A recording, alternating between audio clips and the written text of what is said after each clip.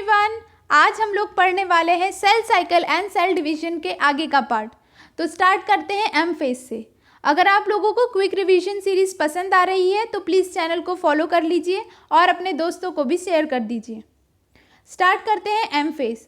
M phase को हम equational division भी कहते हैं क्योंकि इसमें जो डॉटर न्यूक्लियाई होती है वो बिल्कुल पेरेंट सेल की जैसे होती है। ये 4 फेजेस में डिवाइडेड है, जैसे कि prophase, metaphase, anaphase and telophase. Last में होता है साइटोकाइनेसिस। प्रोफेज फर्स्ट फेज है माइटोसिस का, जो कि G2 फेज के बाद स्टार्ट होता है। एनसीईआरटी पेज नंबर 163 में आप देख सकते हैं, जो डायग्राम दिया फिगर 10.1 दे रखा है, उसमें G2 फेज के बाद आ रहा है प्रोफेज। प्रोफेज में क्रोमेटिन मटेरियल कंडेंसेशन होना स्टार्ट हो जाता है क्रोमोसोम के फॉर्म में, और हर एक क्रोमोसोम में 2 क्रोमेटिड होती है जो कि सेंट्रोमियर से अटैच होती है। हम लोगों ने देखा था कि एस फेज में सेंट्रियोल डुप्लीकेट हुआ था साइटोप्लाज्म में। अब प्रो फेज के वक्त वो सेंट्रियोल अपोजिट पोल्स की तरफ माइग्रेट करने लग जाते हैं। माइटोटिक स्पिंडल एंड माइक्रोट्यूब्यूल्स भी असेंबल होने लग जाती है प्रो फेज में। Nucleolus, nuclear membrane, Golgi apparatus and endoplasmic reticulum completely disappear हो जाते हैं at the end of prophase. आप पेज नंबर 165 फिगर नंबर 10.2 को देखिए। अर्ली प्रोफेज और फिर लेट प्रोफेज का फिगर दे रखा है। नेक्स्ट है मेटाफेज।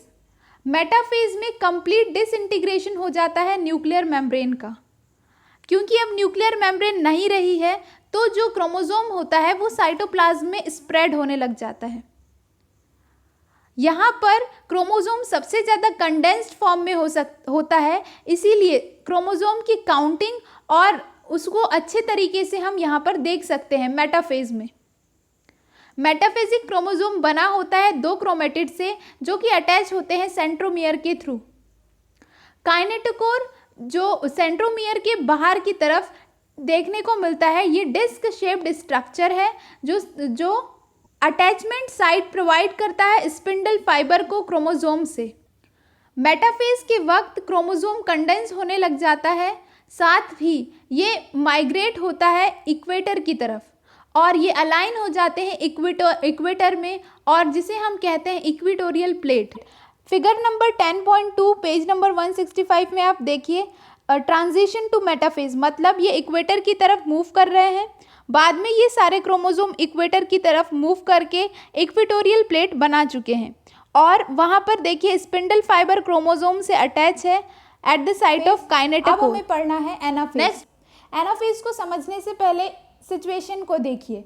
पेज नंबर 165 पे जो फिगर बना है 10.2, उसको देखिए। उसमें जो बी मेटाफेजिक प्लेट का फॉर्मेशन हुआ है, इसमें क्या हुआ है, सारे क्रोमोसोम जिनके साथ सिस्टर क्रोमेटिड भी अटैच है, ये सभी इक्वेटोरियल प्लेट के अलोंग अलाइन हो गए हैं, और आप देख सकते हैं कि काइनेटोकोर से स्पिंडल फाइबर अटैच है। एनाफेज में होता यह है कि ये जो सारे क्रोमोसोम के बीच में जो सेंट्रोमियर है, जिससे दोनों सिस्टर क्रोमेटिड हेल्ड है, वो स्प्लिट होता है, और जो सिस्टर क्रोमेटिड है वो सेपरेट होने लग जाती, मतलब ऊपर साइड वाली सिस्टर क्रोमेटिड ऊपर के पोल की तरफ चले जाती है, और नीचे साइड वाली सिस्टर क्रोमेटिड नीचे की पोल की तरफ आने लग जाती है, और यही सिस्टर क्रोमेटिड बाद में एक नया क्रोमोसोम कहलाती है। क्योंकि हम लोगों ने पढ़ा था कि एस फेज के वक्त रेप्लिकेशन हुआ था, और replication is similar to photocopy, मतलब जो दोनों सेपरेट हो रही है क्रोमेटिड, वो बिल्कुल फोटोकॉपी है एक दूसरे की, इसीलिए हम उसे सिस्टर क्रोमेटिड कहते हैं।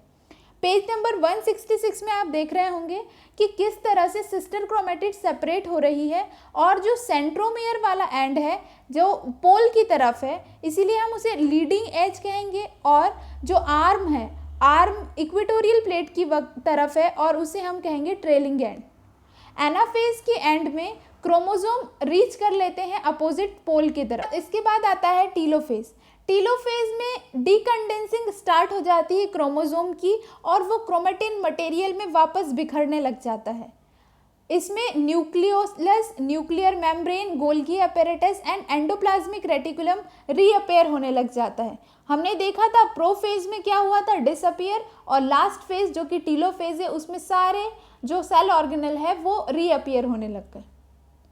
अब सारी प्रोसेस हो गई सेल डिवीजन की, क्रोमोसोमल मटेरियल भी सेपरेट हो गया दो पार्ट में। अब एक सेल के अंदर एक कॉर्नर पे एक क्रोमोसोमल मटेरियल है, जेनेटिक इन्फॉर्मेशन कंटेन किया, और दूसरे कॉर्नर पे वही सेम जेनेटिक इन्फॉर्मेशन कंटेन किया हुआ क्रोमोसोमल मटेरियल है। अब वक्त है साइटोप्लाज्म के डिवीजन की। अब होगा साइटोप्लाज्म का डिवीजन, और ये जो एक सेल थी वो कन्वर्ट हो जाएगी दो सेल में। तो साइटोकाइनेसिस होती है दो तरह से, एक होती है फरो मेथड, दूसरी होती है cell plate method. Furrow method वाली साइटोकाइनेसिस एनिमल सेल में देखी जाती है, जिसमें जो प्लाज्मा मेम्ब्रेन होती है वो फरो बनाती है इनसाइड, और वो धीरे धीरे सेंटर की तरफ बढ़ने लग जाता है और सेंटर से प्लाज्मा मेम्ब्रेन ज्वाइन करने लग जाती है।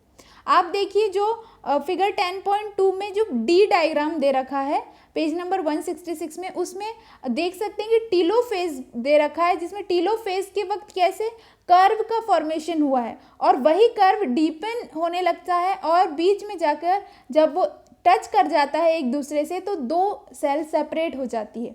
इस तरह से एनिमल सेल में साइटोकाइनेसिस होती है। लेकिन प्लांट सेल की साइटोकाइनेसिस डिफरेंट है। प्लांट सेल की साइटोकाइनेसिस में सेल प्लेट फॉर्मेशन होता है। सेल प्लेट फॉर्मेशन सेंटर से होता है और ये बाहर की तरफ मूव करती है सेल प्लेट। यही सेल प्लेट बाद में मिडिल लेमिला का फॉर्मेशन करती है, और ये मिडिल लेमिला दो सेल के बीच में प्रेजेंट होता है। अगर कैरियोकाइनेसिस के बाद साइटोकाइनेसिस नहीं हुई तो सेल में कंडीशन आती है मल्टी न्यूक्लिएटेड कंडीशन, जिसे हम सिनसाइशियम कंडीशन भी कहते हैं, जिसका एग्जाम्पल है लिक्विड एंडोस्पर्म इन कोकोनट। इसके बाद सिग्निफिकेंट ऑफ माइटोसिस।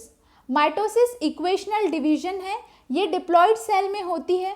कुछ लोअर प्लांट और सोशल इंसेक्ट में देखा गया है कि हैप्लॉयड सेल में भी माइटोसिस होती है।